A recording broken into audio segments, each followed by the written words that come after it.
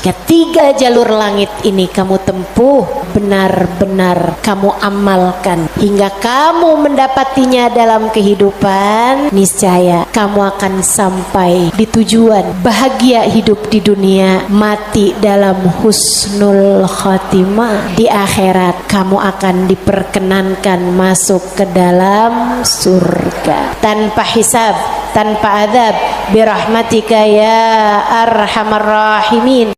Assalamualaikum warahmatullahi wabarakatuh. Alhamdulillah, wassalatu wassalamu ala rasulillah Muhammad ibn Abdillah wa ala alihi wa sahbihi wa man wala. Subhanaka la ilma lana illa ma 'allamtana innaka antal alimul hakim. Rabbi syrah li sadri wa yassir li amri wahlul 'uqdatan min lisani yafqahu qawli, amma ba'du. Baik, sebelum kita mulai, kita akan baca niat belajar bersama-sama. Mudah-mudahan ilmunya nanti sekali lagi jadi ilmu yang manfaat buat kita sekalian. Bismillahirrahmanirrahim. Nawaitu ta'allum wa ta'lim wan naf'a wal intifa' wal mudzakarah wat tadhkir wal ifadah wal istifadah wal hidza 'ala tamassuk bi kitabillah wa sunnati rasulillah sallallahu alaihi wa alihi wasallam wa du'a ilal huda والدلالة على الخير ابتغاء مرضاته وقربه وثوابه وحسن الخاتمة مع اللطف والعافية وصلاح العاقبة برحمتك يا أرحم الراحمين. La hadratin Nabi Muhammad sallallahu alaihi wasallam wa alihi washabihi azwaji wa dzurriyyati wa ahli baiti wasallim wa jamil anbiya wal mursalin wal kulli ajma'in anna Allah yaghfiruhum wa yarhamuhum wa ya'li darajatihim fil jannah wa yanfa'una barakatihim wa asrarihim wa anwarihim wa ulumihim wa nafaatihim fid din wa dunya wal akhirah. Al-Fatihah, baca bersama-sama. A'udzu billahi minasyaitonir rajim. Bismillahirrahmanirrahim. Alhamdulillahi rabbil alamin. Arrahmanir rahim. Maliki yaumiddin. Iyyaka na'budu wa iyyaka nasta'in. Ihdinas siratal mustaqim. Siratal ladzina an'amta 'alaihim ghairil maghdubi 'alaihim waladdallin. Amin. Taqabbalallah minna wa minkum, taqabbal ya karim. Peta kebahagiaan hidup dunia membawamu kepada kebahagiaan hidup akhirat. Peta untuk membuatmu kenal kepada Sang Pencipta. Jalan hidup yang dapat membawamu menuju surga. Ini namanya jalur langit. Yang paling rugi yang gak mau ngikutin peta ini. Yang paling sukses yang jalan hidupnya mengikuti peta ini, mengikuti jalur langit ini. Karenanya adik-adik, ibu-ibu, saudariku sekalian yang saya muliakan, izinkan saya di kajian pada siang hari ini menyampaikan padamu tentang bagaimana cara kita menempuh perjalanan menuju Allah Subhanahu wa ta'ala lewat jalur langitnya. Biar gak sumpek hidupmu di dunia, biar matimu husnul khotimah, biar di akhirat nanti dapat masuk surga. Bukankah itu yang kamu mau? Bukankah itu yang kamu inginkan? Adik-adik, bukankah itu adalah cita-citamu? Betul? bahagia di dunia, mati husnul khotimah, di akhirat masuk surga. Adakah keinginan lebih tinggi daripada itu? Adakah cita-cita lebih mulia daripada itu? Enggak ada. Mesti menempuh jalur langitnya, karena surga adanya di langit. Karena segala kebaikan-kebaikan turun dari alam langitnya Allah Subhanahu wa taala menuju ke alam dunia ini. Saat kamu rasa dadamu sesak di dunia, maka naiklah ke atas dan menengadahlah. Maka dada langit siap untuk merengkuhmu, menjadikan sesakmu tak lagi bernilai apa-apa. Sesakmu jadi lega, sesakmu jadi lega. Ayo nih, buat adik-adik yang kegalauan mulu, dengerin saya. Buat ibu-ibu yang pusing mulu, terutama kalau lihat sisa saldo akhir bulan,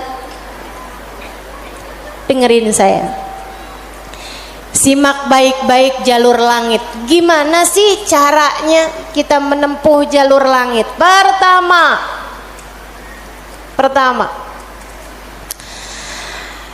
apa aja jalur langit yang bisa kita tempuh? Pertama, sholat. Itu adalah jalur langit yang jangan sampai pernah kamu tinggalkan. Sayyidina Muhammad Al-Bagir berkata kepada putranya Sayyidina Ja'far As-Sadiq, "Ya bunay, ittasil billah." Wahai anakku, senantiasalah terkoneksi dengan Allah, senantiasalah tempuh jalur langit menyampaikanmu kepada Allah Subhanahu wa taala. Seringlah terkoneksi sama Allah. Anaknya bertanya, "Kaifa attasil bih ya walidi?" Bagaimana caraku untuk selalu terkoneksi dengan Allah? Bagaimana caraku berkomunikasi sama Allah? Bagaimana caraku menempuh jalur langit? Ayahandanya berkata, kalau kamu ingin kamu berbicara dengan Allah, sholatlah. Kalau kamu ingin Allah berbicara kepadamu, bacalah Al-Quran. Jadi cara pertama tersambung sama Allah adalah sholat. Jangan tinggal sholat. Jangan tinggal sholat meski siapapun yang mengatakannya. Misalnya ada orang gelarnya apa kek, profesor, doktor, belakang namanya juga ada banyak. Ada banyak gelar-gelar SAG, sarjana alam gaib. Misalnya gitu. Tapi sebenarnya apa SAG itu ya? Sarjana agama. Oh, maafkan saya ya. Saudaraku sekalian yang saya muliakan, sepanjang apapun gelar yang dimiliki seseorang, kalau dia sampai mengatakan misalnya sholat, itu sudah tidak relevan lagi di zaman sekarang. Agama ini semakin maju.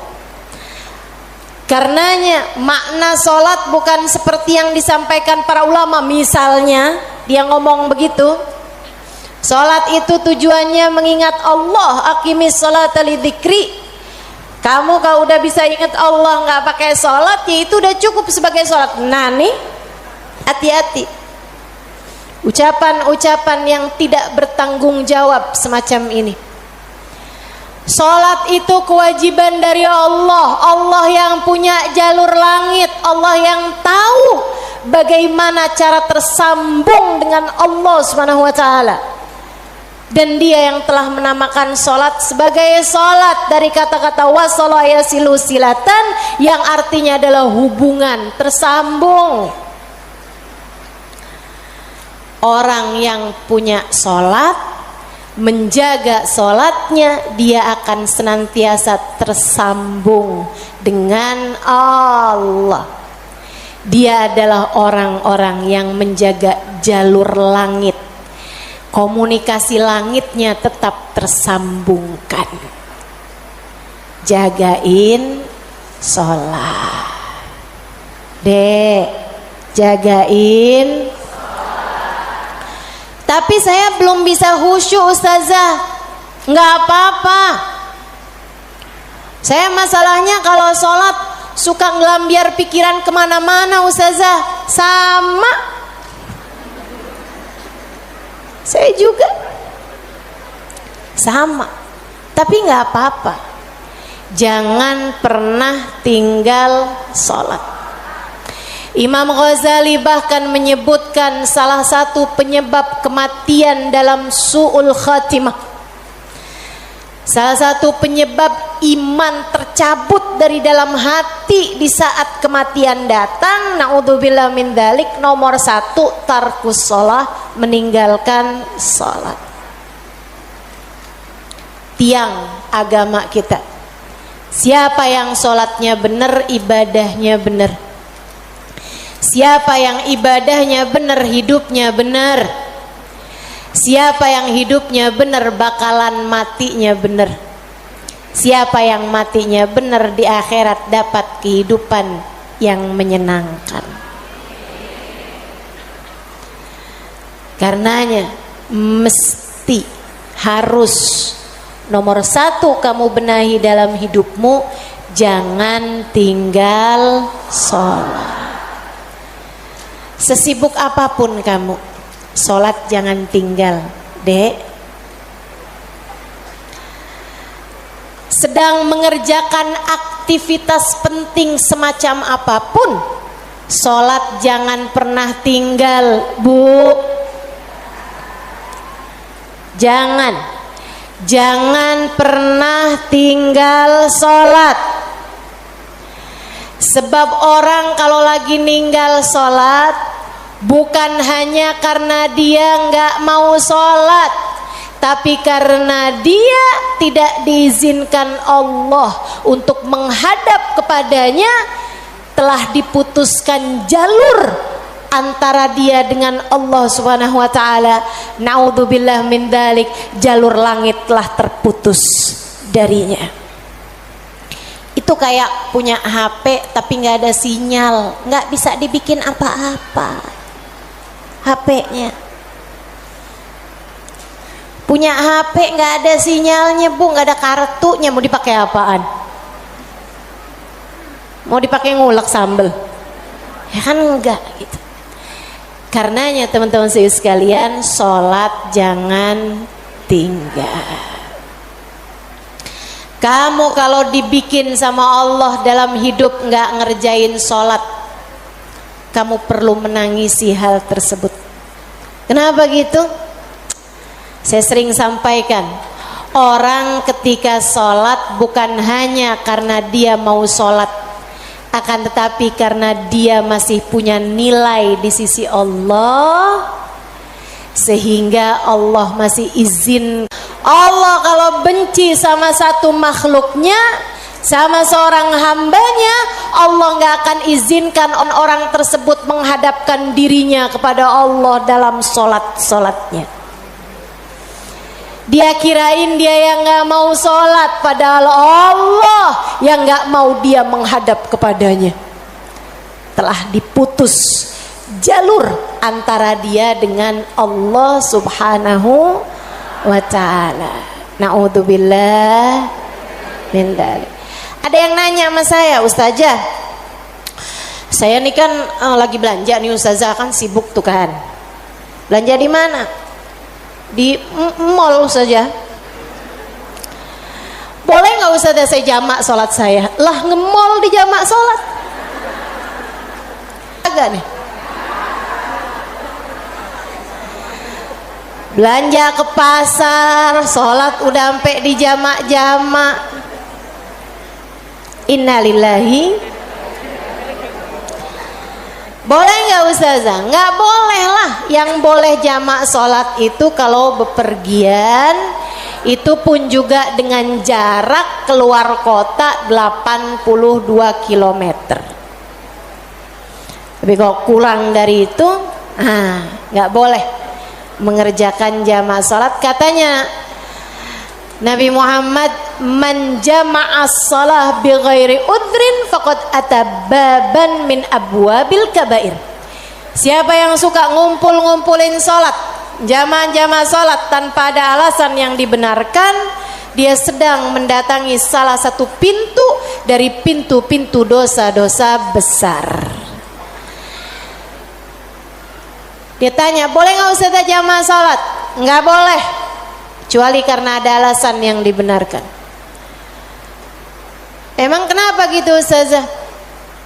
Kamu kalau kepengen hidup dipentingkan sama Allah, maka kamu harus mementingkan Allah. Salat adalah gambaran tentang kamu mementingkan Allah, maka insya Allah hidupmu akan dipentingkan oleh Allah. Jalur langit yang pertama adalah salat. Makanya ada orang yang salatnya khusyuk-khusyuk, ada orang yang salatnya panjang-panjang. Tuh guru-guru saya tuh salatnya panjang-panjang, terutama salat sunnah. Kalau sholat fardu ringan-ringan aja, karena beliau mengerjakan sholat fardunya berjamaah. Jadi imam, nah itu katanya Nabi Muhammad, kalau kamu sholat jadi imam jangan jang. Tapi kalau kamu sholat sendirian, silahkan mau panjang kayak gimana pun silahkan balik. Kalau sholat jadi imam, Bismillahirrahmanirrahim. Jadi imam, Bismillahirrahmanirrahim. Jadi imam. Diran sholat sendirian, Bismillahirrahmanirrahim. Jalur langit yang indah, jangan pernah jadikan doa hanya sekedar, sebab doa adalah semua yang kamu perlukan. Bu, Kak, Dek, Nak, dengerin saya. Kamu yang sekarang adalah hasil dari doa-doamu di masa lalu. Coba liatin dirimu itu. Kamu yang sekarang adalah hasil dari doa-doamu di masa lalu. Orang-orang besar yang kamu lihat sekarang ini adalah hasil dari doa-doanya di masa-masa lalu. Oh, kamu lihat, orang itu pinter banget ya. Adalah karena di masa dulunya, di masa kecilnya, di masa remajanya, ia selalu mengangkat tangan untuk minta dari Allah Subhanahu wa taala, Rabbi zidni ilman nafi'a. Ya Allah, tambahkanlah untukku ilmu yang bermanfaat. Ya Allah, ajarkanlah kepadaku ilmu-Mu. Ia selalu minta kepada Allah Subhanahu wa taala ilmu, sehingga Allah pun memberi kepadanya ilmu. Siapapun yang kamu kenal, orang-orang hebat-hebat yang ada di sekitarmu, itu adalah hasil dari doa-doanya di masa-masa lalu.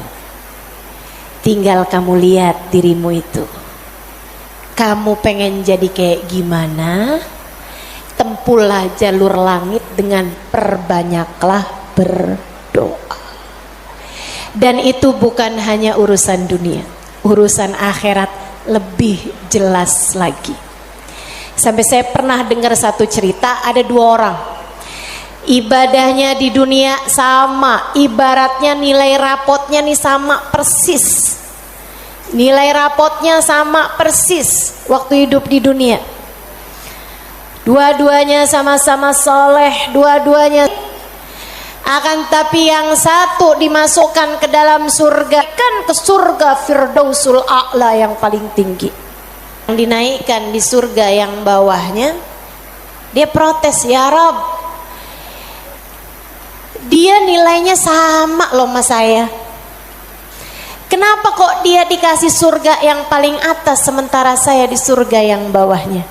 Walaupun surga tuh biar kata di emperan enak, tapi ya masa kamu mau minta surga yang emperan? Sehingga sekalian, hadir majelis aja di emperan gak enak, apalagi di surga. Dia tanya sama Allah, ya Allah, kenapa kami berdua nilainya sama tapi dia dinaikkan di surga Firdaus yang paling tinggi sementara saya. Itu sebabnya Nabi Muhammad mengatakan, idza sa'altumul jannah fas'alu al-firdausal a'la. Kalau kalian lagi minta surga, jangan tanggung-tanggung, mintalah surga Firdaus yang paling tinggi. Gitu. Doa deh, doa, jangan ditinggal. Doa, doa, perlu banget. Kamu harus sering-sering doa. Ustadzah, doa yang paling bagus apa? Lah doa itu urusan minta kok. Maka mintalah sesuai dengan apa yang kamu mau. Saya punya cerita indah yang diceritakan oleh salah satu guru saya beberapa bulan yang lalu ketika kedatangan beliau ke Indonesia, namanya Hubabah Syarifah bintul Habib Muhammad bin Abdul Haddar. Beliau datang dari Sewun,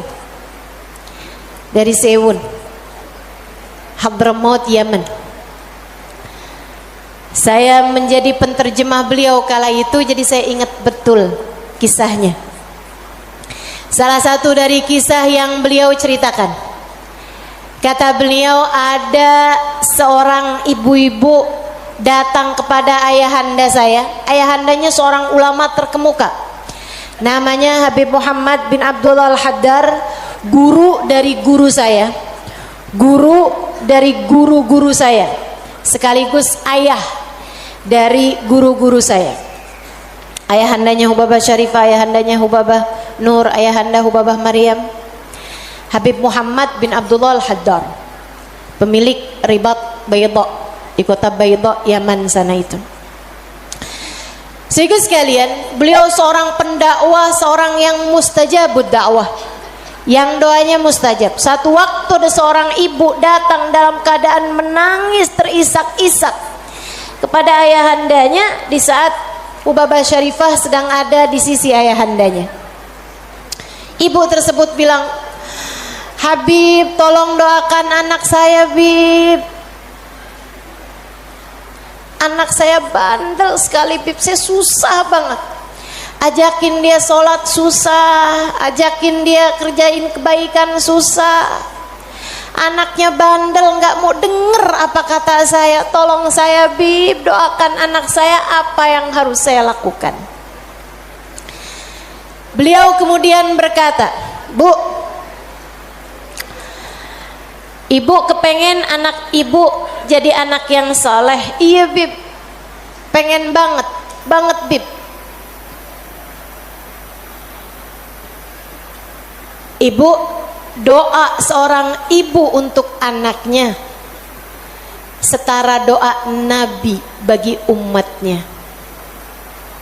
Maka doamu untuk anakmu lebih mustajab daripada doa siapapun untuk anakmu. Saya bisa bantu kamu buat doa, mintakan kepada Allah Subhanahu wa taala, akan tetapi doamu tentu lebih mustajab daripada doa saya untuk anakmu. Ibu dengerin, Bu. Jadi gimana saya, Bib? Ibu bangun di waktu malam, ibu tahajud beberapa rakaat, kemudian seperti kamu menangis di hadapan saya untuk minta anakmu didoakan oleh saya, menangis pulalah di hadapan Allah. Sampaikan kepada Allah apa yang kamu sampaikan kepadaku atau apa yang ingin agar saya sampaikan kepada Allah tentang anakmu, sampaikan pula itu kepada Allah Subhanahu wa taala. Baik, Bib, pulang. Dikerjain. Nah, itu perempuan kalau solehah gitu tuh. Kalau dengar kebaikan, sami'na, saya dengar, kemudian saya patuhi. Ini yang dengar di sini juga insya Allah seperti itu. Apa yang didapat pada hari ini semoga dapat diamalkan. Yang pertama tadi jangan tinggal. Yang kedua tadi barusan ini perbanyak jalur langit. Dia pun mengerjakannya, bangun di waktu malam nangis, ya Allah tolong liatin anak saya, kesianin anak saya ya Allah, solehkan dia ya Allah, tolong pandang anak saya dengan pandangan kasih sayangmu ya Allah, saya nggak ngerti cara melakukannya ya Allah, seperti mana engkau telah menjadikan anak-anak dari hamba-hambamu yang soleh salehah. Kau jaga mereka, jaga pula lah anakku ya Allah, jauhkan dari segala dosa-dosa, jauhkan dari segala kejahatan-kejahatan, tolong jaga anak saya ya Allah. Terus didoain anaknya, didoain anaknya, doain anaknya, malam demi malam, malam demi malam. Dan Bu, Kak, Dek, Nak, doa itu bukan instan. Doa itu tidak seperti kamu nyeplok telur sekarang mateng sekarang, enggak gitu. Enggak gitu. Doa itu Allah mau lihat kesungguhan hatimu dalam meminta. Perlu waktu yang sering kali tidak sebentar, sebab Allah mau melihat kesungguh-sungguhanmu. Karenanya kalau doamu belum diijabah, jangan menyerah. Dek, kalau doamu belum diijabah, jangan nyerah. Kamu masih sangat mungkin untuk diijabah doamu selagi kamu tidak berhenti berdoa. Ingat-ingat ucapan saya. Kamu masih sangat mungkin untuk diijabah doamu itu selagi kamu tidak berhenti berdoa. Doa terus, kata Hubabah Syarifah, setahun, 2 tahun, 3 tahun, 4 tahun, 5 tahun, 6 tahun. Kemudian anak yang dulu pernah membuat ibunya menangis karena kenakalan anak tersebut, karena ketidaksolehan anak tersebut, sekarang telah menjadi seorang anak yang dapat membuat ibunya tersenyum bangga. Di usia-usia hampir 20-an tahun, anak tersebut menjadi anak paling soleh di kampungnya, hafal Al-Quran 30 juz dengan 7 bacaannya, qiraatus sab'ah. Anak yang jauh dari kenakalan-kenakalan remaja, anak yang dekat dengan para ulama, anak yang mengetahui banyak ilmu agama, anak yang menjadi sangat soleh, idaman semua para orang-orang tua. Jangan nyerah, jangan nyerah. Jika kehidupan membuatmu tersungkur, itu adalah waktumu untuk membenamkan dirimu dalam sujud-sujud panjang kepasrahan. Kemudian kamu langitkan doa hingga Allah mengijabah doa-doamu itu. Saya ulangi, jika badai kehidupan membuatmu jatuh tersungkur, itu adalah saat yang tepat untukmu membenamkan wajahmu dalam sujud-sujud kepasrahan. Kemudian kamu langitkan doa-doamu, berbisik di bumi, namun suaramu didengar hingga ke arsy. Saat itulah Allah akan mengijabah doamu itu. jangan pernah berhenti berdoa. Jangan remehkan doa. Jangan remehkan doa. Saya, Dek, pernah muda juga kayak kamu. Ya masa lahir langsung gede gini. Sewaktu saya remaja, masuk umur 12 tahun, 13 tahun, sebelum balik bahkan saya udah berada di pondok pesantren. Jadi saya itu nggak pernah ngalamin masa belum berjilbab sebelum balik. Maksudnya ketika balik tuh saya udah mulain berjilbab. Alhamdulillah, nikmat dari Allah Subhanahu wa taala. Adik-adik saudaraku sekalian, saat saya kecil, saya ada di pondok-pondok pesantren, saya mulai kenal ustadz-ustadz, ustadzah-ustadzah, ulama-ulama yang membuat saya jatuh cinta dengan ilmu agama. Alhamdulillah, Allah kasih rasa dalam diri saya keinginan untuk selalu belajar. Saya punya keingintahuan yang banyak terhadap urusan ilmu.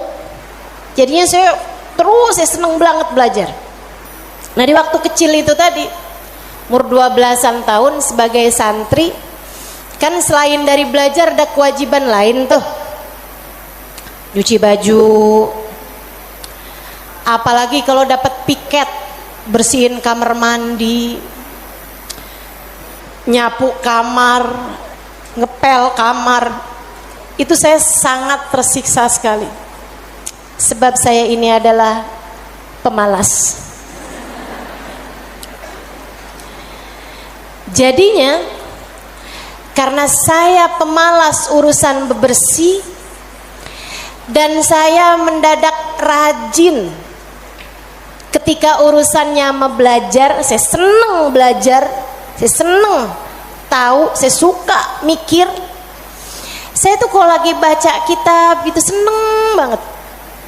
Saya kalau lagi belajar gitu seneng banget.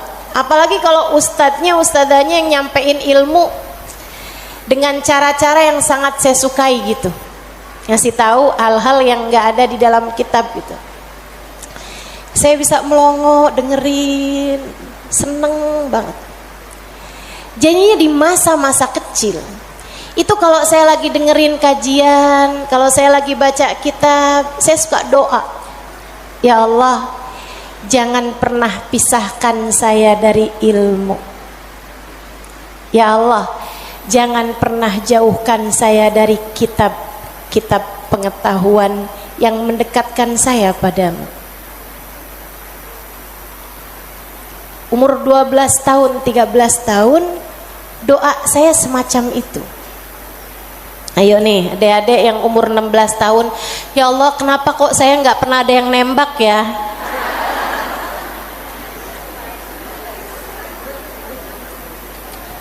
Kata Allah, ya karena aku sayang padamu, karena aku berkehendak untuk menjagamu gitu.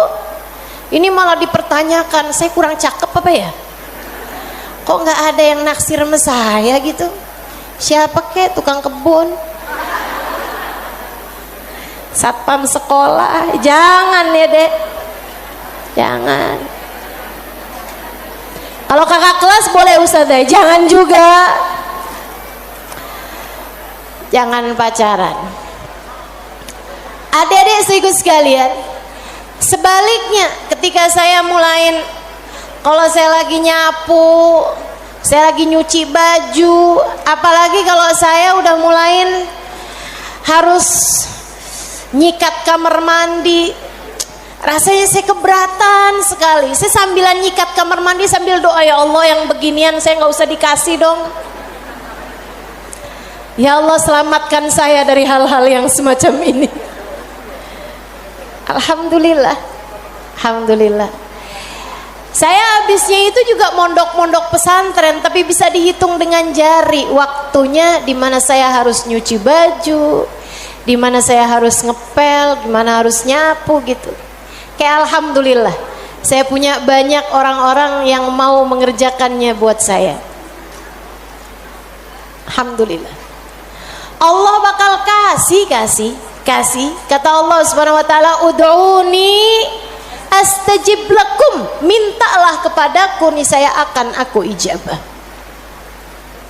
Minta, doa, jangan berhenti berdoa. Ayo adik-adik, kamu punya panjang masa depan insyaallah. Umurmu mudah-mudahan masih tersisa panjang insyaallah. Jangan sesali dengan di masa tua kamu enggak dikasih hal-hal besar dalam kehidupan karena kamu tidak pernah memintanya kepada Allah. Minta, ya Allah, pandanglah aku dengan pandangan kasih sayang-Mu. Ya Allah, seperti mana Engkau menjaga hamba-hamba-Mu yang soleh-solehah, tolong jaga saya juga ya Allah. Dek, minta sama Allah. Saya serius berkata padamu, dengarkan saya. Saya menyampaikan nasihat sebagai orang tua kepadamu, Dek, kepadamu nak. Minta sama Allah, yang dekat sama Allah. Karena kalau kamu merasa kok saya punya orang tua nggak terlalu sayang ya sama saya, kamu tahu nggak kenapa dalam hidup kamu seringkali merasa bahwa orang tuamu nggak cukup sayang sama kamu, guru-gurumu sepertinya nggak sayang sama kamu. Saya kasih tahu, saat Allah membuat hatimu patah dari berharap kepada manusia, itu adalah cara Allah untuk mengenalkan kasih sayangnya yang tak terbatas padamu. Dekatilah Allah. Orang lain mungkin merasa bosan denganmu, tapi Allah tidak. Allah tidak. Allah tidak akan bosan denganmu kecuali jika kamu yang bosan dengannya. Allah tak akan meninggalkanmu kecuali jika kamu yang meninggalkan Allah. Maka atas nama cinta saya sampaikan padamu, Dek, dengerin saya. Bu, dengerin saya. Atas nama cinta saya sampaikan padamu, jangan pernah tinggal Allah. Yang dekat sama Allah, mintalah terus kepada Allah. Mintalah terus kepada Allah. Minta pandangan kasih sayangnya tertuju padamu. Minta Rahman Rahimnya, rahmatnya Allah kasih kepadamu. Minta agar dalam keadaan apapun Allah tak pernah berhenti menyayangimu. Mintalah permintaan yang tak akan pernah kamu sesali. Gak usah minta, ya Allah jangan biarkan orang tua saya meninggalkan saya.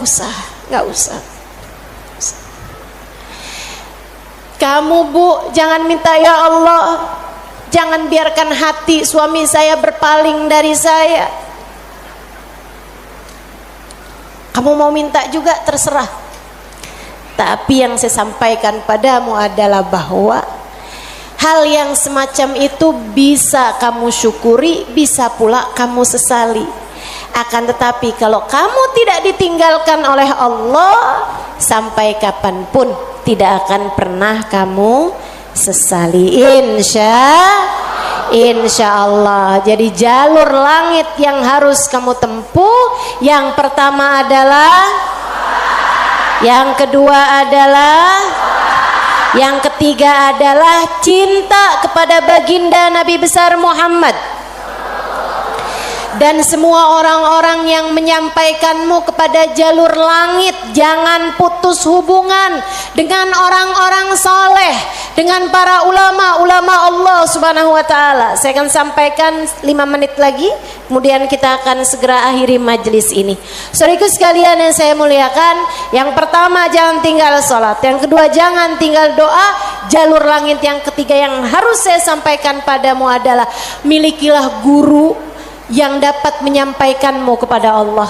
Milikilah jalur langit yang dapat menyampaikanmu kepada Allah. Cintai orang-orang soleh di atasmu hingga mereka menyampaikanmu kepada Nabi Muhammad. Kemudian Nabi Muhammad menyampaikanmu kepada Allah. Beliaulah tali Allah subhanahu wa ta'ala.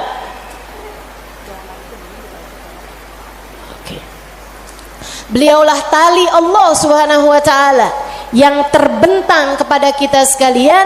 Mudah-mudahan Allah subhanahu wa ta'ala senantiasa menyampaikan kita kepada Allah subhanahu wa ta'ala lewat jalur langit yang benar, jalurnya baginda kita Nabi besar Muhammad sallallahu alaihi wa ala alihi wasallam, manusia yang paling penuh kasih kepadamu. Andai kamu tahu seperti apa sayangnya Nabi Muhammad kepadamu, niscaya air matamu akan senantiasa meleleh karena rindu padanya. Andai kamu tahu seperti apa cintanya Nabi Muhammad kepadamu sebagai umatnya, niscaya kamu akan menyibukkan dirimu bersolawat kepadanya, dan itu adalah merupakan salah satu dari tangga-tangga yang mendekatkanmu padanya. Andai kamu tahu seperti apa cintanya Nabi Muhammad dan pengorbanannya kepadamu, niscaya kamu tak akan berharap cinta manusia selain daripada cinta Nabi Muhammad sallallahu alaihi wasallam. Maka 3 jalur langit ini kalau kamu tempuh, kamu tidak akan pernah tersesat jalan. Kamu akan sampai di tujuan. Peta kehidupannya menjadi terbaca dan kamu akan melangkah tanpa keraguan. Jika 3 jalur langit ini kamu tempuh, dari sholat tidak ada yang kamu tinggal, dan kamu tambahi dengan ibadah-ibadah sholat sunnah pula, terutamanya di keheningan malam, di sepertiga malam yang terakhir. Juga doa. Dalam keadaan apapun kamu memperbanyak berdoa. Saat kamu bersama dengan orang-orang saleh, saat kamu duduk di majelis-majelis ilmu adalah saat yang begitu indah untuk kamu berdoa meminta kepada Allah Subhanahu wa taala jalla jalaluhu wa ta'ala azamatu. Kamu jadikan doa tidak hanya sekedar, melainkan semua yang kamu perlukan. Kemudian besar cintamu kepada baginda Nabi besar Muhammad sallallahu alaihi wasallam, maka itulah 3 dari rahasia jalur langit yang dapat saya sampaikan kepadamu. Jika ketiganya benar-benar kamu amalkan hingga kamu mendapatinya dalam kehidupan, niscaya kamu akan sampai di tujuan. Bahagia hidup di dunia, mati dalam husnul khatimah. Di akhirat kamu akan diperkenankan masuk ke dalam surga tanpa hisab, tanpa adab, birahmatika ya arhamar rahimin wa bijudika ya ajwadal ajwadin innahu waliyyu dzalika wal qadir alaih. Kita akan baca doa nih ya, baru saja saya diberitahu oleh panitia bahwa doa maulidnya belum dibaca. Kita akan baca doa maulidnya sambil kita memohon kepada Allah. Semoga Allah Subhanahu wa taala mendekatkan kita dengannya insyaallah dan mendekatkan kita dengan baginda kita Nabi besar Muhammad sallallahu alaihi wasallam. Allahumma salli wa sallim wa barik alaihi wa ala alihi sallallahu alaihi. Alhamdulillahi Rabbil Alamin. Allahumma salli wa sallim ala Sayyidina Muhammadin wa ala alihi wa sahbihi ajma'in. Wa laqad ashartu lin'ati man awsafuhu tuhyil quluba tuhayyijul asjana. Wallahu qad adna alayhi fama yusawil qawlu minna wa yakunu thanana. Lakinna hubban bisarairi qad alimati safwati rabbina wa ahadana. وإذ امتزجنا بالمودة ها هنا نرفع أيدي فقرنا ورجانا بالواحد الأحد العلي إلهنا متوسلين بمن إليه دعانا مختاره وحبيبه وصفيه زين الوجود به الإله حبانا يا ربنا يا ربنا يا ربنا بالمصطفى اقبلنا أجب دعوانا أنت لنا يا دخرنا في هذه الدنيا وفي أخرانا أصلح لنا الأحوال واغفر ذنبنا ولا تؤاخذ ربي إن أخطأنا واسلك بنا في نهج طه المصطفى ثبت على قدم الحبيب خطانا أرنا بفضل منك طلعة أحمد في بهجة عين الرضا ترعانا واربط به في كل حال حبلنا وحبال من ود ومن والانا والمحسنين ومن أجاب نداءنا وذوي الحقوق وطالبا أوصانا والحاضرين وسعيا في جمعنا ها نحن بين يديك أنت ترانا ولقد رجوناك فحقق سؤلنا واسمع بفضلك يا سميع دعانا وانصر بنا سنة طه في بقاء الأرض واجمع كل من عادانا وانظر إلينا واسكنا كأس الهنا واشفي وعافي عاجلا مرضانا واقض لنا الحاجات. Silakan sebutkan hajat masing-masing. Assalamualaikum warahmatullahi wabarakatuh.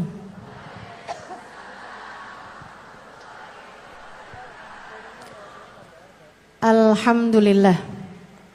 Wassalatu wassalamu ala Rasulillah Muhammad ibn Abdillah wa ala alihi wa sahbihi wa man wala. Subhanaka la ilma lana illa ma 'allamtana innaka antal alimul hakim. Rabbi shrah li sadri wa yassir li amri wahlul 'uqdatan min lisani yafqahu qawli. Amma ba'du. Alhamdulillah, Allah sampaikan juga saya ke tempat ini. Masjidnya Allah Subhanahu wa taala, bait min buyutillah, rumahnya Allah. Mudah-mudahan kita udah disampaikan di rumah Allah di dunia. Allah sampaikan pula ke Baitullahil Haram di Mekkah. Dan Allah sampaikan pula di tempat keridhaannya surga Allah di akhirat nanti insyaallah. Amin ya rabbal alamin. Rabbi la tukhzini yawma yub'atsun yawma la yanfa' mal wala banun illa man atallaha biqalbin salim.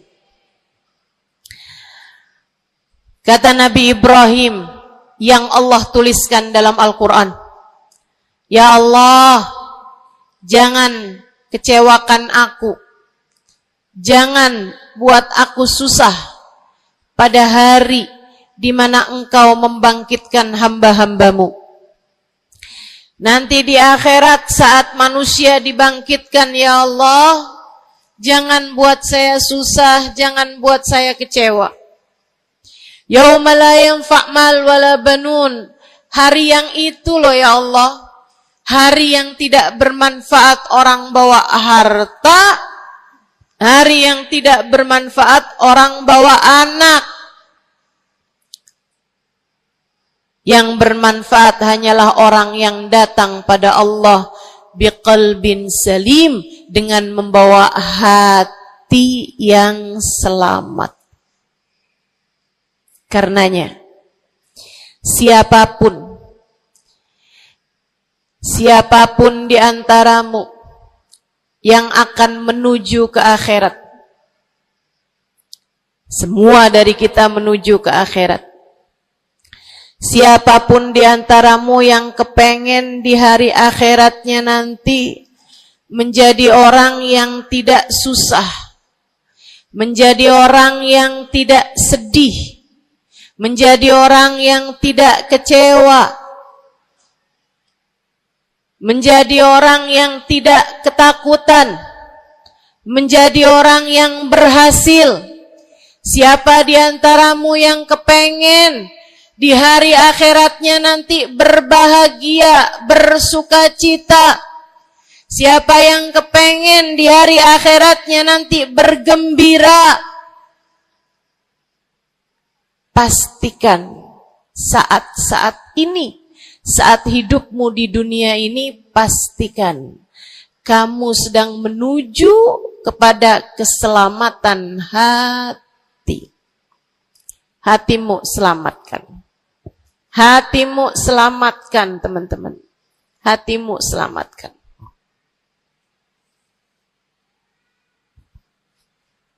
Semoga Allah karuniakan kepada kita selamatnya hati, insyaallah. Amin. Semoga Allah menyelamatkan hati kita semua. Semoga Allah menyelamatkan hati kita semua. Nabi kita Muhammad menyebutkan dalam salah satu hadisnya, ala inna fil jasadi mudghah, idza salahat salahal jasad kulluh, wa idza fasadat fasadal jasad kulluh. Ala wahiyal qalbu. Kata Nabi, ketahuilah sungguhnya dalam diri manusia terdapat segumpal darah. Apabila ia bagus, ia selamat, ia bersih, selamatlah seluruh anggota tubuhnya. Apabila ia rusak, ia hancur, ia gelap, ia mati, maka hancur pulalah seluruh anggota tubuhnya. Ala wahiyal qalbu, ketahuilah segumpal darah tersebut bernama hati. Maka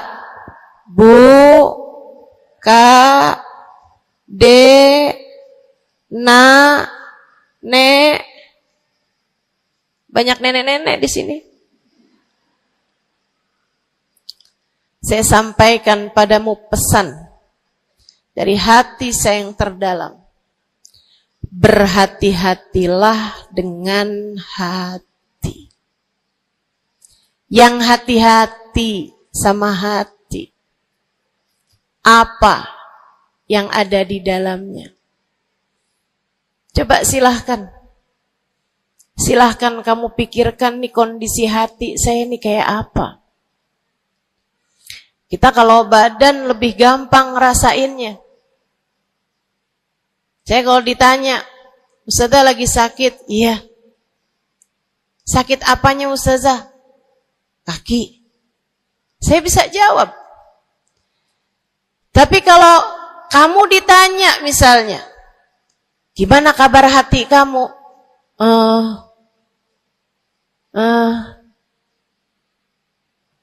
Gimana kabar hatimu? Sehatkah? Sakitkah? Atau bahkan sakaratul maut? Hatimu bercahayakah? Gelapkah? Atau bahkan mati? Bagaimana kabar hatimu, teman-teman? Bagaimana kabar hatimu? Innallaha la yanzur, kata Nabi Muhammad dalam hadis yang lain. Innallaha la yanzur ila suwarikum wala ila absyarikum, walakin yanzur ila qulubikum. Sungguhnya Allah tidak melihat kepada badan kalian, Allah tidak melihat kepada warna kulit kalian. Allah nggak peduli hidung kamu mancung ataukah pesek.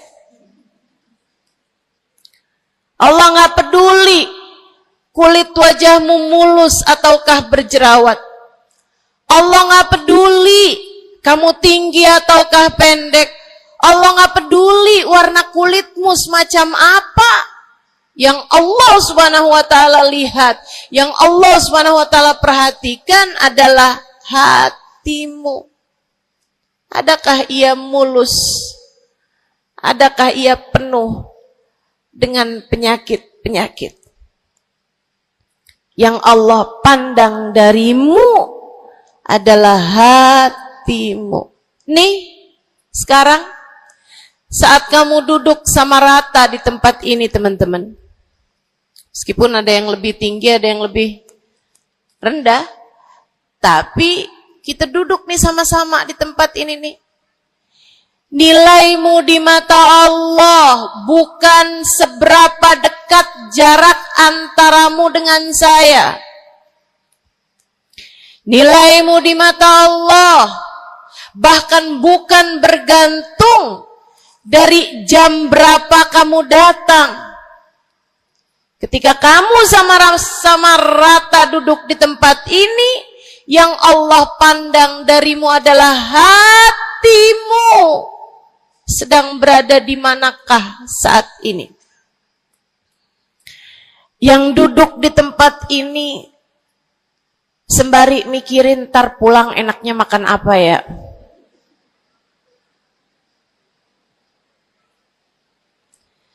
Yang duduk di tempat ini sambil mikirin, kok saya lapar ya? Iya, belum sarapan. Gara-gara buru-buru, takut nggak kedapatan tempat duduk. Gara-gara buru-buru, kepengen bisa lihat mukanya Ustazah Halimah yang viral.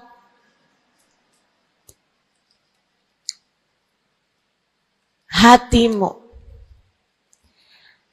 Allah melihat darimu nilaimu di hadapan Allah. Nilaimu di hadapan Allah saat ini bukan bergantung dari seberapa awal kamu datang. Bukan bergantung pada hal-hal yang lainnya. Akan tetapi yang Allah lihat darimu adalah hatimu. Adakah Allah di dalamnya? Adakah Allah di dalamnya? Adakah Allah di dalamnya? Pun demikian dengan kamu saat sholat, pun demikian saat kamu sedang sedekah. Semuanya masalah hati, teman-teman. Semua masalah hati. Kata guru saya Sayyidil Habib Umar bin Hafid, al-madar kullal madar fi salahil gulub. Urusan segala urusan, sumber segala macam urusan, dasar segala macam urusan ada pada bagusnya hati. Kalau udah hatinya bagus, bagus semuanya. Kalau udah hatinya busuk, busuklah semuanya. Semoga Allah selamatkan kita dari busuknya hati. Semoga Allah selamatkan kita dari busuknya hati. Amin ya rabbal alamin. Dunia, akhirat, masalah semuanya ada pada hati. Karenanya yuk kita bahas gimana sih caranya nyelamatin hati. Yang pertama, kalau kamu pengen tahu caranya nyelamatin hatimu, yang pertama,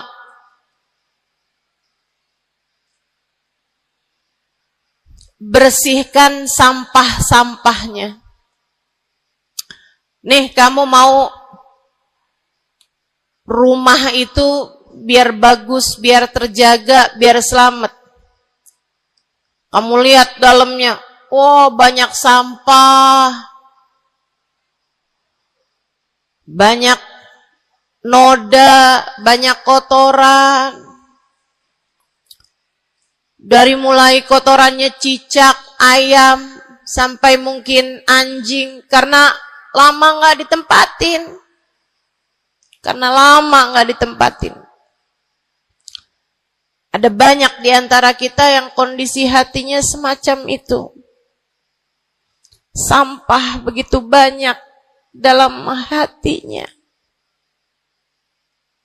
Ada banyak di antara kita umat Islam yang kondisi hatinya semacam itu. Begitu banyak sampah di dalam hatinya tersebut. Semoga Allah selamatkan semuanya. Amin. Maka hal pertama, kalau kamu kepengen punya hati yang selamat, yang nomor satu adalah bersihkan hatimu dari semua sampahnya, keluarin. Apa sampahnya hati? Dosa-dosa yang telah kamu lakukan. Idza aznabal abd nakat fi qalbihi nuqtah sauda. Kata baginda kita Nabi besar Muhammad, idza aznabal abd, ketika seorang hamba mengerjakan dosa, tertorehlah di dalam hatinya satu titik hitam. Sampahnya hati. Kamu tiap kali bikin dosa, dosa apa aja? Bukan hanya dosa besar, zina, bukan hanya dosa besar, minum minuman keras atau narkoba, bukan hanya dosa besar, judi atau riba, bukan hanya dosa-dosa besar.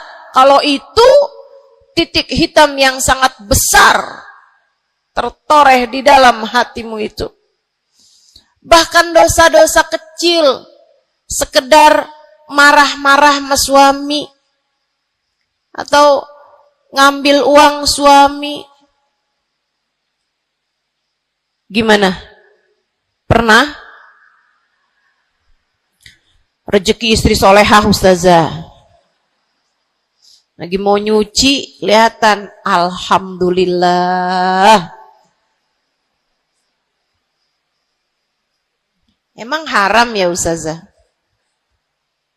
Ya haram, bukan punya kamu. Kan katanya ada hak istri dalam harta suami. Iya betul kalau dia kasih.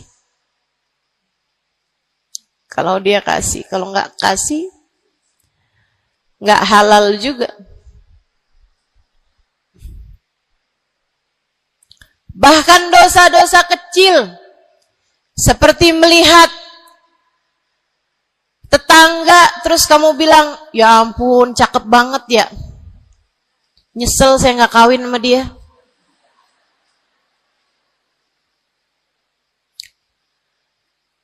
Dosa.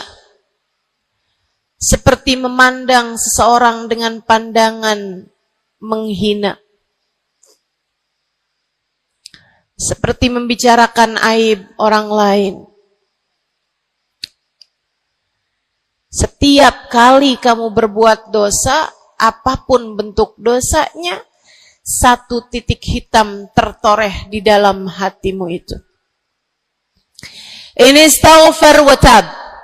Musih. Kalau dia beristighfar, kalau dia bertaubat, dihapuslah titik hitam tersebut. Wa illa, kalau enggak, ya tetap aja ada. Kamu bikin dosa lagi, bikin dosa lagi, bikin dosa lagi, bikin dosa lagi. Enggak pernah istighfar, enggak pernah memperbaiki diri. Aurat tidak kamu tutup dengan baik. Sehingga akhirnya setiap kali kamu keluar dilihat oleh laki-laki yang bukan mahrammu. Satu titik hitam, satu titik hitam, satu titik hitam. Sampai terkadang hati seseorang dipenuhi dengan titik-titik hitam. Hatinya menjadi legam. Hatinya menjadi penuh dengan titik-titik hitam. Semakin bertambah lagi, jadilah karat. Jadilah karat. Kalau udah jadi karat, na'udzubillah. Ini yang Allah sebutkan di dalam Al-Quran. Kata Allah, kalla, a'udzubillahi minasyaitonirrajim, kalla, bal rana ala qulubihim bima kanu yaksibun, kalla, innahum an rabbihim yawma idin lamahjubun. Kalla, kata Allah, balran, ada karat di dalam hati mereka, tersebab dosa yang menumpuk tanpa pernah dimohonkan ampunan. Kalla, innahum an rabbihim yawma idin lamahjubun. Orang kalau hidup bawa karat hasilnya apa? Orang kalau hidup bawa karatnya hati hasilnya apa ya Allah? Kalla innahum an rabbihim yawma idin lamahjubun. Orang yang hatinya punya karat, pada hari tersebut ia akan terhalang dari Allah Tuhannya. Guru saya Sayyidil Habib Umar bin Hafid menyampaikan tafsir mengenai ayat ini. Kata Habib Umar bin Hafid, tidak mati dengan membawa iman. Orang yang hatinya penuh dengan karat, apabila datang ajal menjemput, iman tercerabut dari dalam hatinya, hingga ia pun mati, keluar dari atas muka bumi ini dengan tanpa membawa iman Islam. Dia keluar dari atas muka bumi ini bukan sebagai hamba Allah, bukan sebagai umat Nabi besar Muhammad sallallahu alaihi wa ala alihi wasallam. Dia meninggal dunia dalam keadaan su'ul khatimah. Na'udzubillah min dzalik. Jangan biarkan karat memenuhi hatimu. Jangan biarkan hatimu, dosa-dosa yang telah kamu lakukan menjadi berkarat dalam hatimu itu. Saya kesian sama kamu. Gak apa-apa. Hidup terus-terusan ngontrak, gak apa-apa. Hidup gak pernah punya kendaraan sendiri, gak apa-apa. Gak pernah punya HP yang canggih, gak apa-apa. Saya hidup di atas muka bumi ini, gak pernah ada yang datang melamar saya. Jadinya sampai di usia di atas 30-an tahun, saya masih menjomblo, Ustazah. Gak apa-apa. Ustazah, saya udah menikah 10 tahun, belum ada anak juga, Ustazah. Gak apa-apa. Ustazah, suami saya kawin lagi, Ustazah. Gak apa-apa.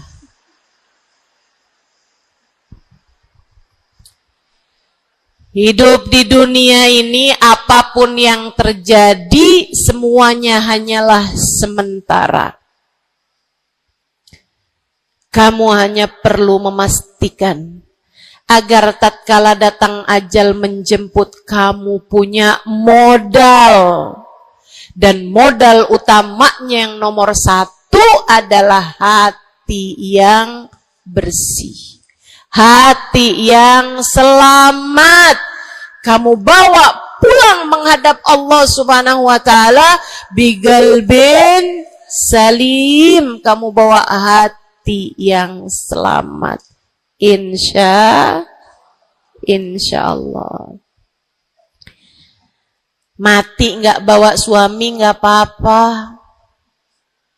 Mati nggak bawa anak nggak apa-apa. Nggak bakalan jadi pertanyaan malaikat raqib atid.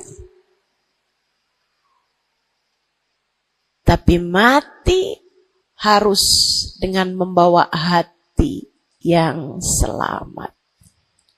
Mudah-mudahan Allah karuniakan. Mudah-mudahan Allah karuniakan. Saudaraku sekalian yang saya muliakan, maka bersihkan sampah-sampah dalam hatimu itu. Caranya gimana nih, Ustazah? Dosa-dosa saya emang udah banyak banget. Saya di masa muda, di masa remaja, bahkan sampai udah tua juga nih, bergelimangan dengan dosa demi dosa. Banyak dosa saya, Ustazah. Saya zaman muda berada dalam masa jahiliyah. Dosa, segala dosa saya kerjakan. Apa yang harus saya lakukan? Bersihkan karat-karat dalam hatimu itu dengan taubat. Minta ampun sama Allah. Minta ampun sama Allah. Kamu perlu nangis sama Allah. Kamu perlu sungguh-sungguh minta ampunan sama Allah. Dosa segede gunung, kalau Allah mau melemparkannya ke dalam lautan ampunan, inna kaba'irad dunubi ful ghufrani kalamami. Katanya sahibul burda, sesungguhnya dosa-dosa besar dalam lautan ampunan, ia hanyalah seperti buih di dalam lautan. Gak ada artinya apa-apa kalau Allah mau ampuni. Dosa sebesar apapun, kalau Allah mau ampuni gak ada artinya. Tapi dosa sekecil apapun, kalau Allah mau perhitungkan, kamu gak akan selamat. Saya sampaikan padamu atas nama cinta. Dosa sekecil apapun yang kamu lakukan, jika ia tidak berjumpa dengan ampunan Allah, kamu bisa tidak selamat.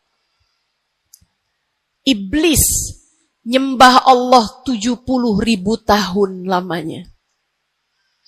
Sujud di atas bumi, dia sujud, bumi dihancurkan, Allah naikin dia ke langit. Di atas langit dia sujud, ganti-ganti posisi sujudnya. Karenanya Imam Ghazali dalam kitabnya Minhajil Abidin mengatakan, ma min buk'ah minal ard was sama, tidak ada satu jengkal tanah, baik di bumi ataupun di langit, illa waqad sajad iblis fihi sajdah. Iblis udah pernah sujud di sana, di semua tempat di bumi maupun di langit. Paling banyak ibadahnya ternyata bukan seorang wali.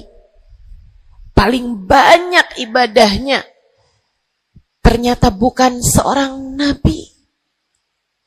Kalau hitung-hitungan panjang-panjangan ibadah, ibadahnya iblis lebih panjang daripada siapapun dari makhluknya Allah Subhanahu wa ta'ala yang pernah tinggal di bumi ini.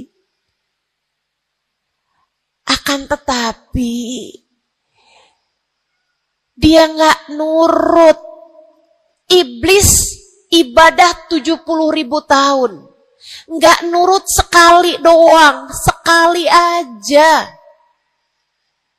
Wa idh qulna lil malaikati isjudu li Adam fasajadu illa iblis.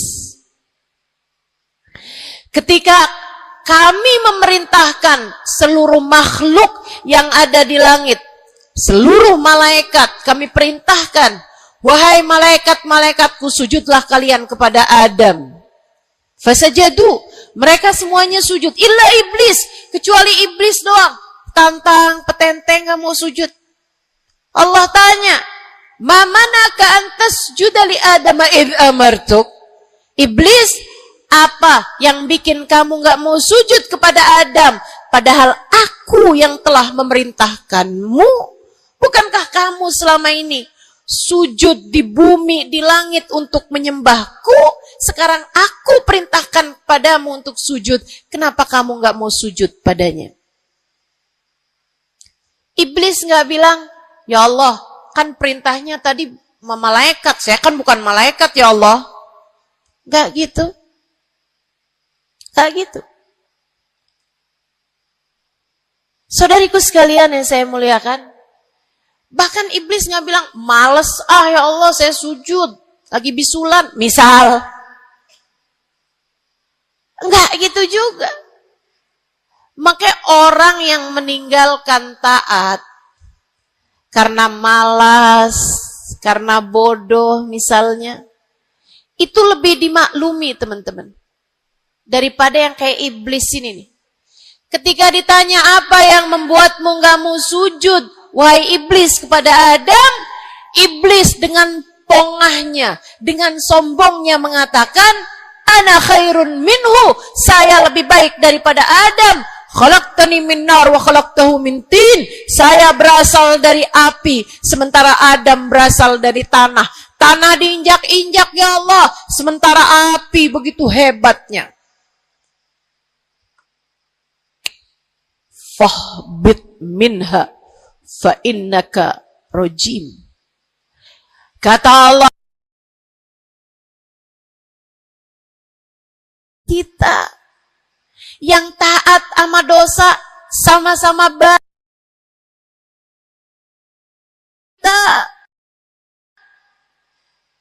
Yang mungkin dosa kita lebih banyak daripada taat kita. Kayak katanya Habib Ali Habsyi, kadang ada orang Islam, malaikat raqib yang nyatet pahala nganggur berbulan-bulan. Sementara malaikat atid yang nyatetin dosa sibuk bener. Gimana dengan kita? Iblis hanya satu saja melanggar aturan Allah. Allah kemudian mewahyukan padanya, keluar kamu wahai iblis dari surgaku. Sesungguhnya kamu terkutuk. Kamu, kalau Allah mau memperhitungkan satu saja dosa kamu, kamu gak akan selamat. Saya sampaikan padamu, iya kamu, semua yang dengerin saya. Kalau Allah mau memperhitungkan satu saja dosamu, kamu gak akan selamat. Kamu tidak akan selamat. Tapi kan saya anaknya Fulan bin Fulan. Tapi kan saya keturunannya Fulan bin Fulan. Tapi kan saya istrinya Fulan bin Fulan. Bu, Kak, Dek, Nak, nggak selamat siapapun kamu. Anaknya Nabi Nuh, nabinya Allah tenggelam. Pamannya Nabi Muhammad, paman baginda kita Nabi besar Muhammad, Abu Lahab, Allah tuliskan kehancurannya, kecelakaannya, kebinasaannya di dalam Al-Quran. Mau siapa yang kamu andalkan? Tapi kan saya udah banyak bikin taat, saya tiap malam bangun tahajud. Kamu nggak nyampe seujung kukunya ibadah iblis 70.000 tahun. 70.000 tahun.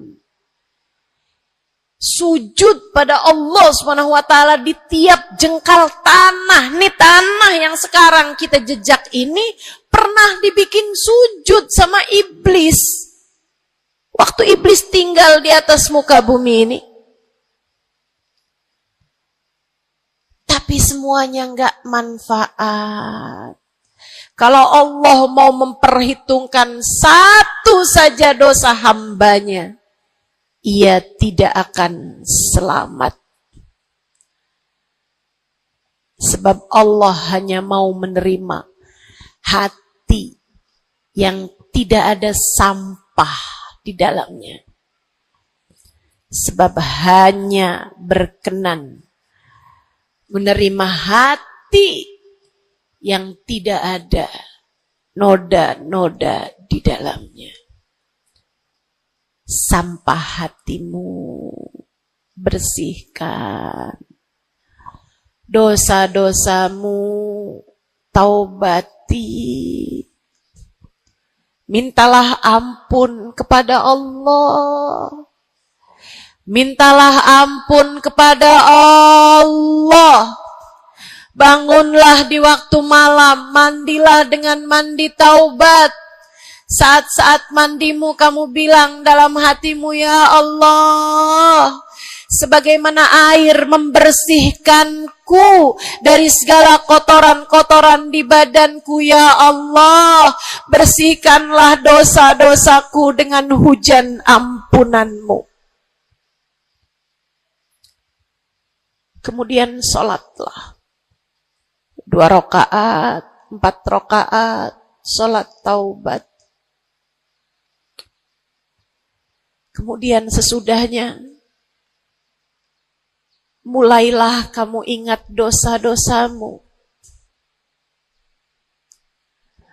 Mulailah kamu ingat dosa-dosamu. Dari sejak kamu balik sampai sekarang ini. Betapa ia telah menggunung, betapa ia telah melumuri dirimu itu, betapa ia telah menjadikan dirimu kotor. Kemudian ingatlah nikmat yang telah Allah SWT berikan, bahwa bersama dengan banyaknya dosa-dosamu, ia tak henti-henti memberikan kepadamu kenikmatan demi kenikmatan. Bahwa meski matamu berulang-ulang kau pandang yang haram dengannya, Allah masih membiarkan matamu dapat melihat. Betapa meskipun telingamu berulang-ulang kamu pakai untuk mendengarkan aib-aib orang, nyatanya sampai sekarang telingamu masih dapat mendengar. Betapa lisanmu, berapa banyak hati tersakiti dari lisanmu itu. Mertuamu kamu sakiti, suamimu kamu sakiti, anakmu bahkan kamu sakiti. Bodoh banget sih jadi anak. Astagfirullah. Kamu kok bandel banget sih, mama nyesel punya anak kayak kamu. Astagfirullah.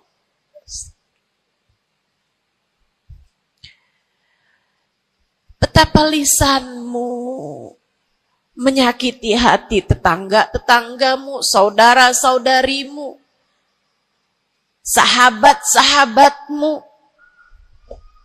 orang-orang di sekelilingmu, merasakan gangguan dari lisanmu itu, tersakiti dari lisanmu itu. Tapi meskipun entah sudah berapa banyak dosa tercatat dari lisanmu, Allah masih tetap membiarkan lisanmu dapat berbicara sampai saat ini. Nikmat tak henti-henti Allah berikan kepadamu, bukan? Betapa durhakanya diri kita. Namun betapa penuh rahmatnya Allah kepada kita. Betapa berlumurannya kita dengan dosa-dosa.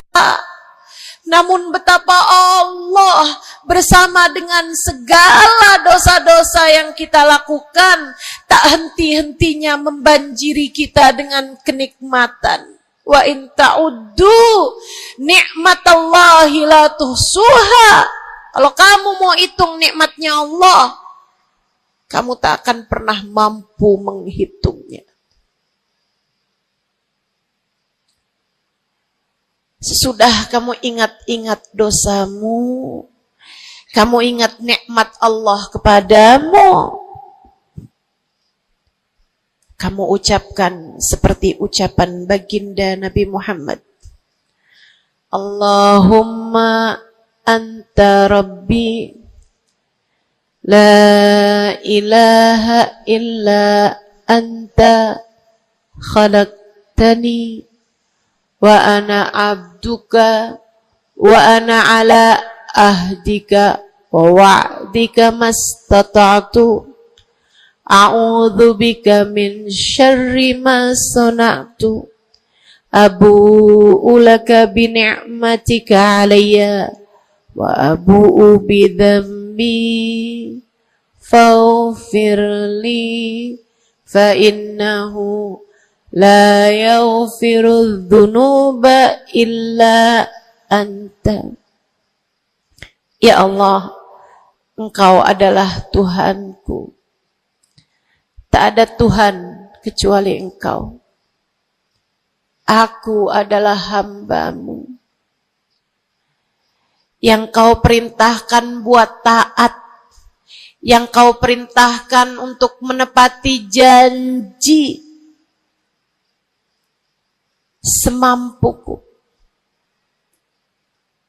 Ya Allah, aku berlindung dari buruknya perbuatan yang telah aku lakukan. Begitu buruk, begitu jelek dosa yang telah aku perbuat padamu, ya Allah. Abu'u laka bi ni'matika 'alayya. Ya Allah, Engkau selalu datang padaku dengan berbagai macam kenikmatan-kenikmatan. Wa abu'u bidzambi, sementara aku selalu datang padamu dengan dosa demi dosa. Faghfirli, ampunilah aku ya Allah. Fa innahu la yaghfiru dzunuba illa anta. Bukankah tak ada yang dapat mengampuni dosaku selain Engkau ya Allah. Minta ampun sama Allah. Minta ampun sama Allah. Yang serius, menangislah di hadapannya. Menangislah di hadapannya. Dalam keheningan malam saat tiada sesiapapun yang melihatmu. Jauhkan dulu apapun yang dapat membuatmu kehilangan konsentrasi. Jangan lagi khusyuk-khusyuk begitu tiba-tiba kedengaran suara Shopee.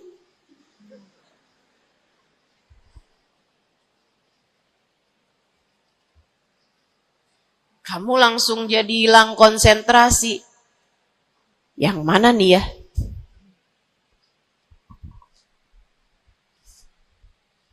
Bismillah.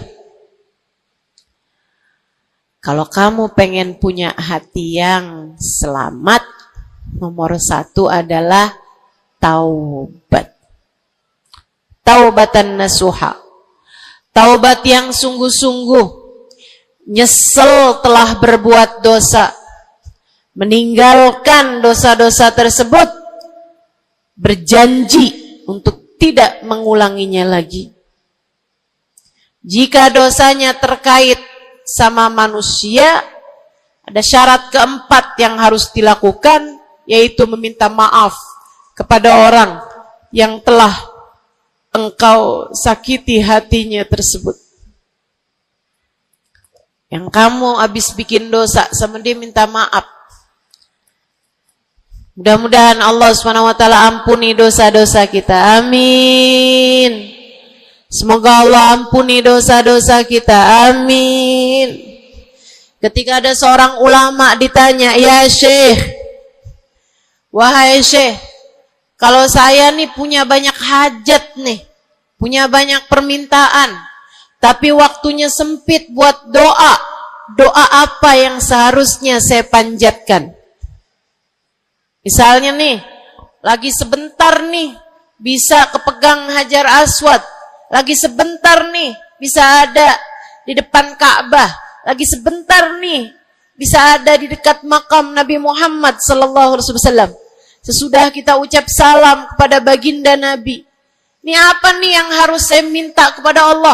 Hajat saya banyak, sementara waktu saya sempit buat doanya. Apa yang harus saya mintakan? Apa sebaik-baik hajat yang perlu kita mintakan di saat tidak banyak waktu untuk memintanya kepada Allah? Syekh tersebut menjawab, is'alil maghfirah, mintalah ampunan dari Allah. Sebab bagaimana mungkin kamu meminta hajat-hajat yang lain sementara kamu masih belum berada dalam pandangan rahmatnya Allah. Kamu masih terusir dari pintunya. Kamu udah minta-minta. Nih kayak istri lagi minggat sama suaminya. Kemudian dia WhatsApp, tolong dong transferin saya. Lah balik dulu.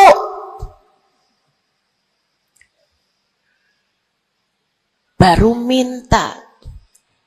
Tiap kita ngerjain dosa adalah tiap langkahan kita menjauh dari Allah Subhanahu wa ta'ala. Tiap kali kamu mengerjakan dosa adalah langkahan-langkahanmu menjauh dari Allah Subhanahu wa ta'ala. Karenanya mendekat dulu, masuk dulu, Allah bukain pintu dulu, baru deh silahkan minta yang lainnya. Kalau sempit waktumu, mintalah ampunan dari Allah Subhanahu wa ta'ala. Ini kan kerjaan kita nih suka salah-salah kalau doa.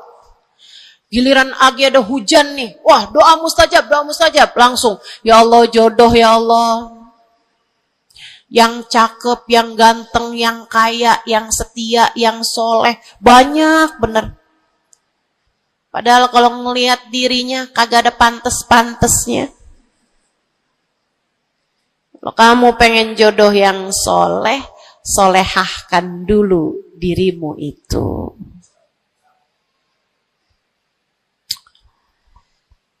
Begitu datang hujan, ya Allah, duit yang banyak ya Allah, duit yang banyak ya Allah.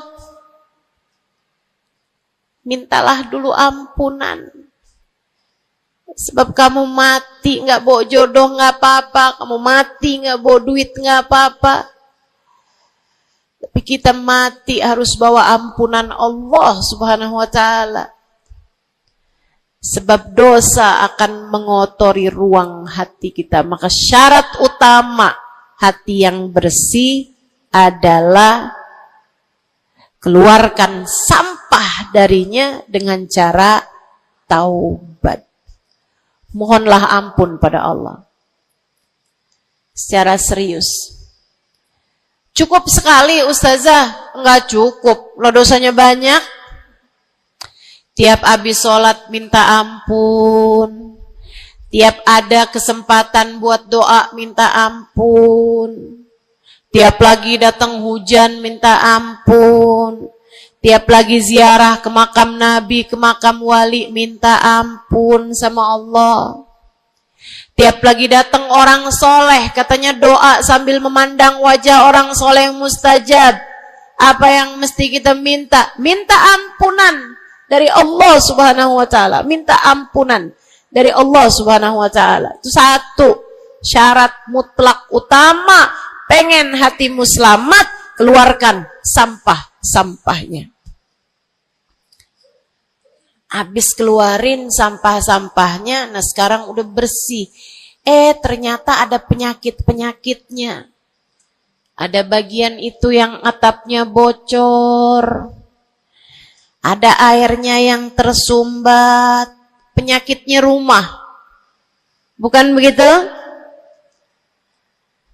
Saudaraku sekalian yang saya muliakan, kamu kepengen hatimu jadi hati yang selamat, sembuhkan hatimu dari berbagai macam penyakit-penyakitnya. Apa aja sih penyakit-penyakitnya hati? Banyak. Imam Ghazali menyebutkannya dalam kitab Ihya Ulumuddin. Sampai jadi satu kitab yang tebal membahas mengenai hal-hal yang buruk yang ada dalam hati manusia. Bahasan panjang, nggak akan keburu waktunya buat bahas panjang itu. Tapi saya bilang, Bu, kayak rumah. Saya pernah beli rumah.